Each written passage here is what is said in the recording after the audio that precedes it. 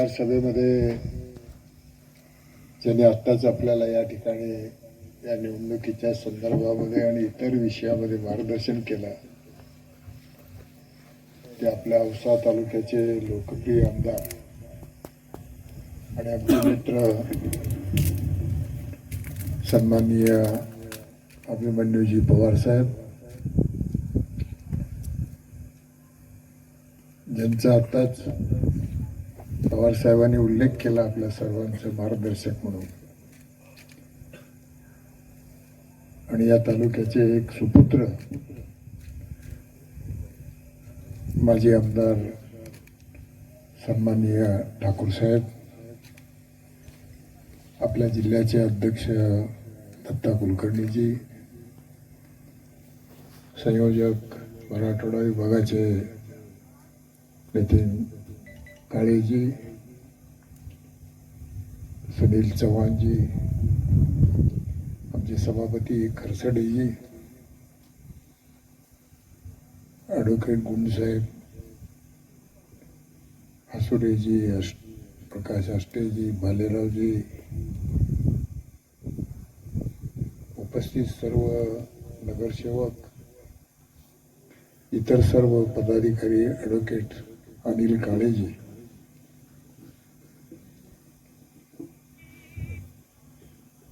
इतर सर्व मान्यवर मंडळी, उपस्थित बंधूंनो, 2 दिवस झालं सातत्यानं ठाकूर साहेब हे प्रचाराचं दौरा या ठिकाणी सुरू आहे. माझी ही 7वी निवडणूक आहे आणि या निवडणुकीमधला जो अनुभव आम्ही आज घेतोय, खरंच खूप मोठा आनंदाची बाब आहे. कारण निवडणुकीला अधिक महत्व आहे लोकशाहीमध्ये, आणि ज्या वेळेला आपण निवडणुकीला सामोरं जातो त्यावेळेला एक चांगला विचार, कार्यक्रम आपण घेऊन जातो, निवडणुकीला सामोरं लोकांसमोर ठेवण्याचा प्रयत्न करतो. काल तरी आत्ता त्यांनी म्हटल्याप्रमाणे 8:30 वाजता सुरू झालेलं रात्री 2 पर्यंत,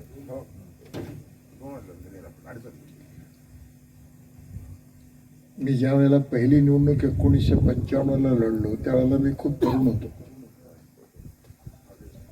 पण आजच्या या निवडणुकीमध्ये आपल्या सर्वांचा उत्साह पाहिल्यामुळे त्याच्यापेक्षा तारुण्य आज मला या ठिकाणी की असं एक चांगलं वातावरण.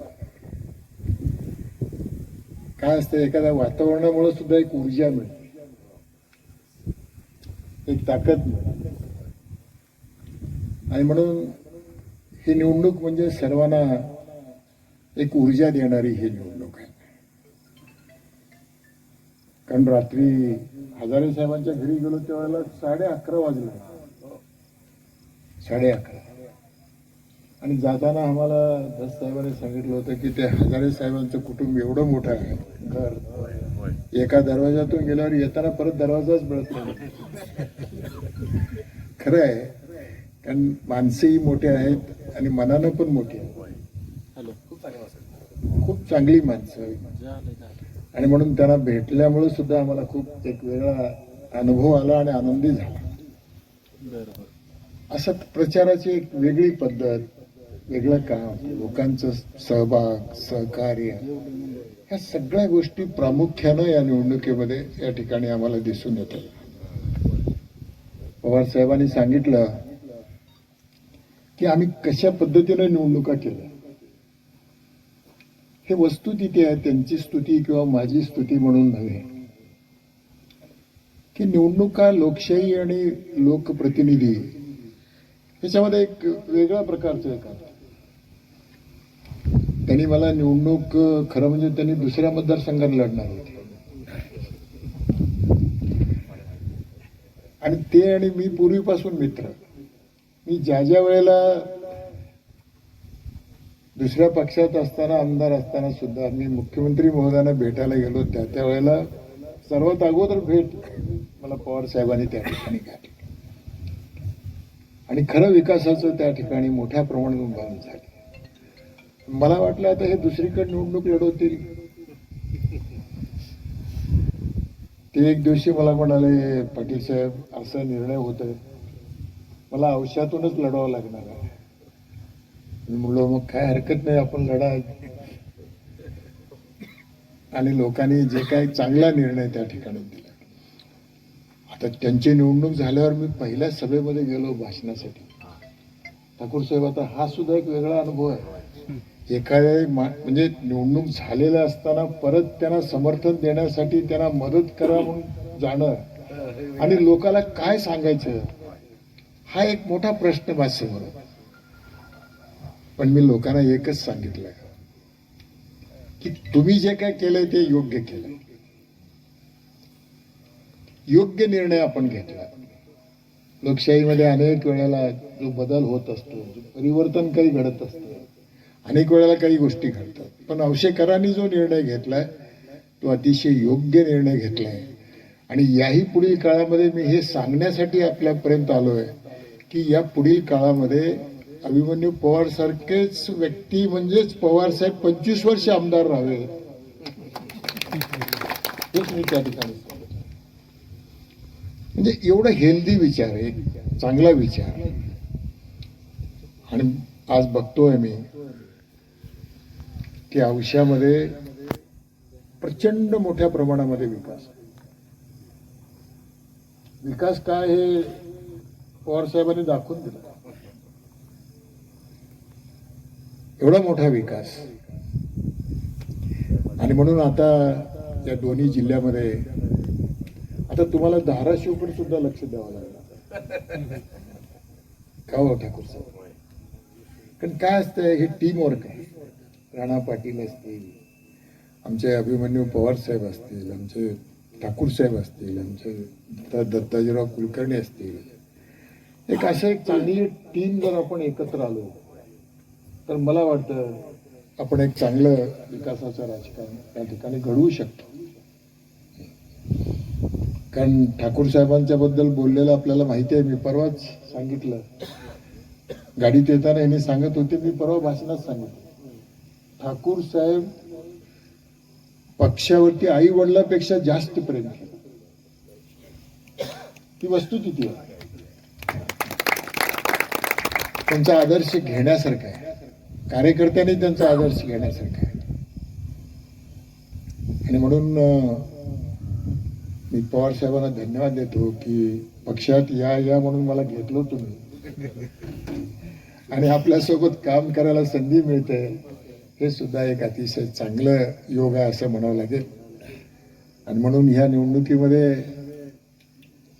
जर मला संधी मिळाली तर आता एवढं मोठं हे कामाचं सगळं मी बोललेलं, एकीकडं पवार साहेबाचं काम आहे, एकीकडं ठाकूर साहेबांची निष्ठा आहे, एकीकडं आमचे दत्ता कुलकर्णीजींचं एवढं मोठं काम आहे. आणि ह्या सगळ्या कामामुळं मला काम करायला काळेसाहेब काही अडचण येणार नाही. कारण आत्ताच त्यांनी सांगितलं, ठाकूर साहेबांनी आम्हाला वेळोवेळी सांगतात की हे असं करा, हे अशा पद्धतीने करा. आता विधान परिषदेमध्ये गेलो, मला जरी खालच्या सभागृहाचं अनुभव असलं तरी मला ठाकूर साहेबांचं मार्गदर्शन घ्यावं लागणार नाही निश्चितपणाने. कारण विधान परिषद आणि विधानसभा, तुम्हाला विधान परिषदेतील प्रवेश होता, बाकीच्या नसतो, तुम्ही मंत्री असल्यामुळे, बरोबर आहे. परंतु सदस्य म्हणून काम करण्याचा जो अनुभव आहे ठाकूर साहेब आपल्याला आहे. आणि म्हणून तो मला मार्गदर्शन करण्याचा आपल्याला तो अधिकार आहे. आणि म्हणून ज्या वेळेला जिथं एखादा चांगला म्हणजे विषय येईल, एखादं बिल येईल, एखादा प्रस्ताव येईल, त्यावेळेला निश्चितपणाने आपलं मार्गदर्शन आम्ही घेऊ. अशा प्रकारचं एक माझं मत या ठिकाणी मी व्यक्त करतो. आणि आपण सर्वांनी मिळून या निवडणुकीमध्ये जे काय आपण आम्हाला जे सहकार्य करत आहात, जे मदत करत आहात, त्याबद्दल मी मनापासून धन्यवाद देतो. आणि विशेष करून राज्याचे मुख्यमंत्री आज ज्या पद्धतीने या महाराष्ट्रामध्ये काम करतात, त्यांचं जे काय म्हणजे एक विजन आहे, जी दूरदृष्टी आहे, ते खरंच वाखाणण्याजोगं आहे. आणि त्याच्यामुळं या महाराष्ट्राला एक विकसित महाराष्ट्र म्हणून संपूर्ण देशामध्ये या राज्याला पुढे घेऊन जाण्याचा त्यांचा प्रयत्न आहे. आणि म्हणून त्याहीमुळं या निवडणुकीमध्ये आपल्याला एवढं चांगलं वातावरण या ठिकाणी दिसून येते. म्हणून मी सर्व नेत्यांचे, आपल्या सर्वांचं, सर्व मित्रांचं या ठिकाणी मी मनापासून धन्यवाद देतो, त्यांचा आभार मानतो. आणि या पुढील काळामध्ये ज्यावेळेला आपण संधी द्याल, ह्या सगळ्या लोकांना ना आपल्याला कुठं मान खाली घालावं लागेल असं काम आमच्या हातून होणार नाही, याचंही मी या ठिकाणी ग्वाही देतो आणि थांबतो. जय हिंद, जय महाराष्ट्र.